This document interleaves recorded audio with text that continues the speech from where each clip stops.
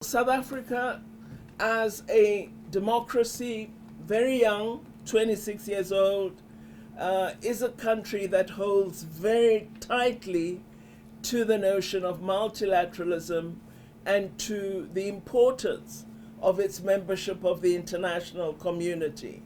It is for this reason and this strong sentiment that we are always happy to observe United Nations Day in October each year, which marks this important anniversary of the entry into force of the UN Charter.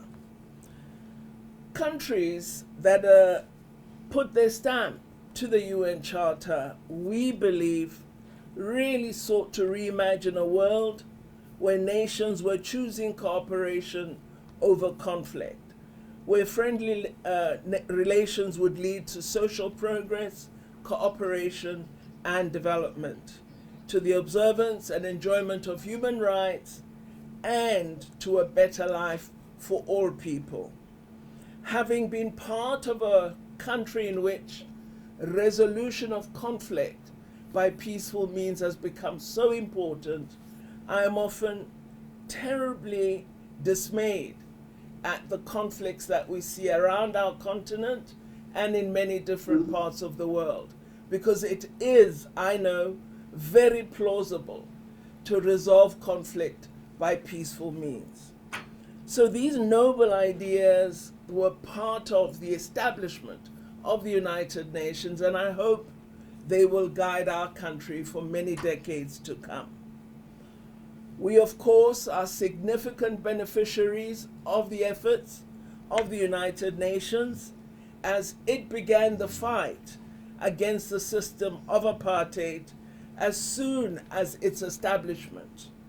Member states such as India warned late in the 1940s that if the belief that there is to be one standard of treatment for white races and another for non-whites, if this belief continues to gain strength among the white communities, the future for solidarity among members of the United Nations and the future, consequently, for world peace will indeed be dark.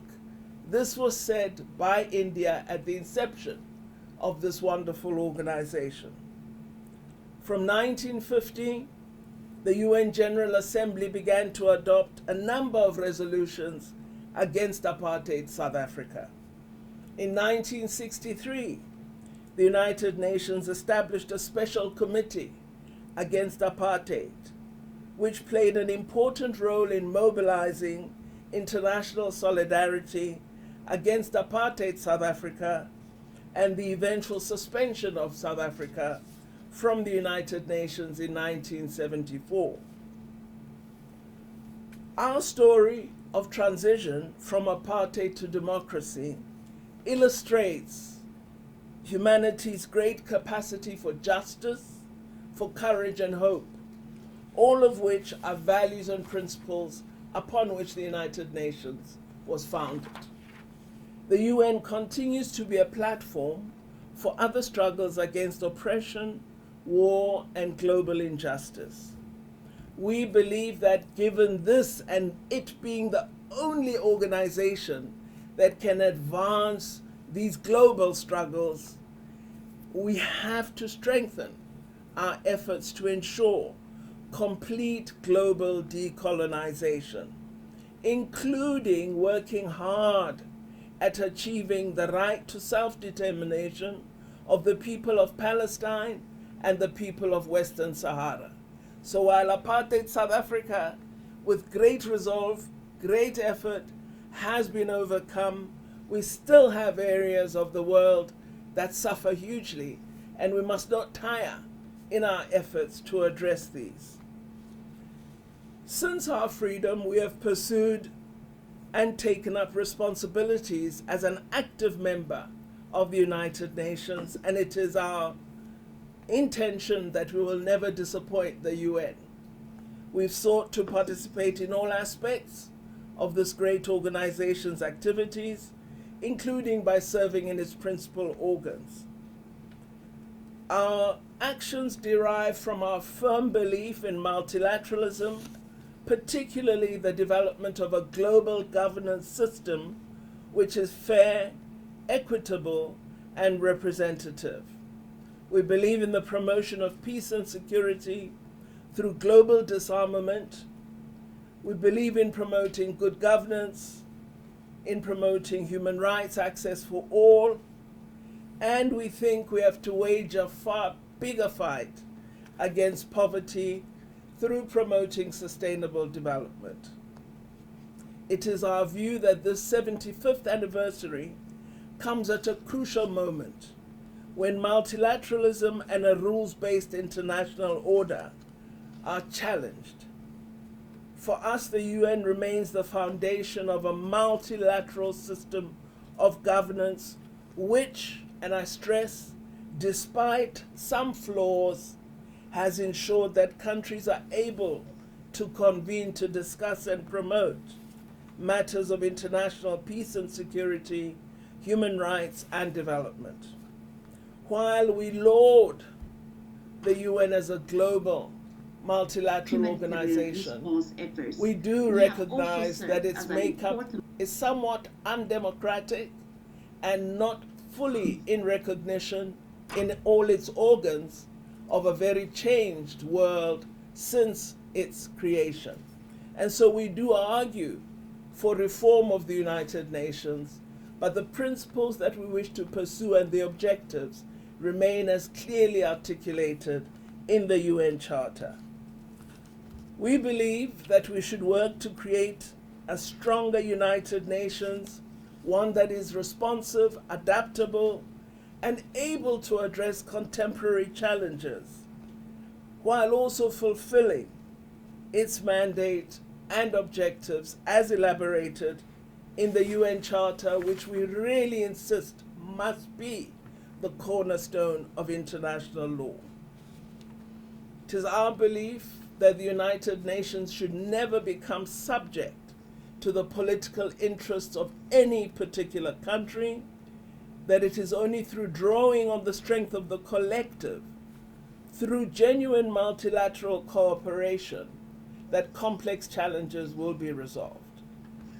We also believe one of the objectives that the United Nations should look at embracing as we learn from the experience of COVID-19 is the objective of ensuring digital inclusion, as our digital inequality has been exposed in a very, very apparent way by the ability of some of us to resort to virtual communication, and for many of us to be totally excluded from communication.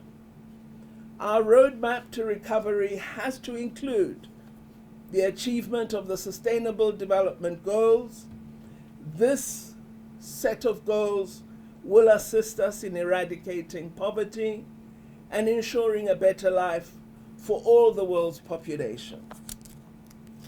We have seen very, very exciting initiatives on the African continent as it implemented a collective response to coronavirus.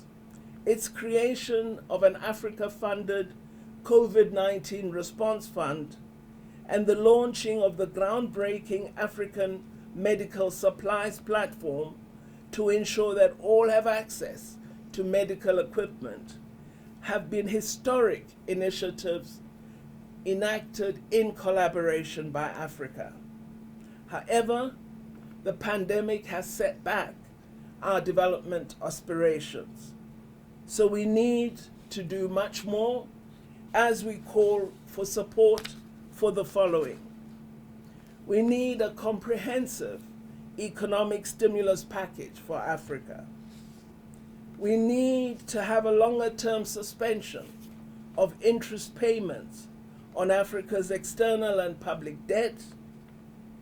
And we need to have sanctions lifted against countries such as Zimbabwe and Sudan to allow them to respond to the effects of the pandemic and to save lives and build their economies.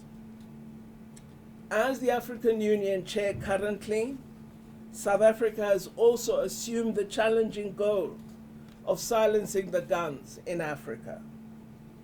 The United Nations Charter makes provision, as does the AU Protocol, for closer cooperation between the United Nations and the various regional organizations. We have to continue our efforts at strengthening cooperation among these organs and ensuring that each of them illustrates the strength of multilateralism and the strength of the United Nations as our global body.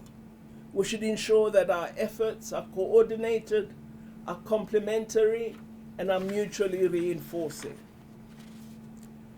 We still wish to argue for permanent representation of Africa in the Security Council.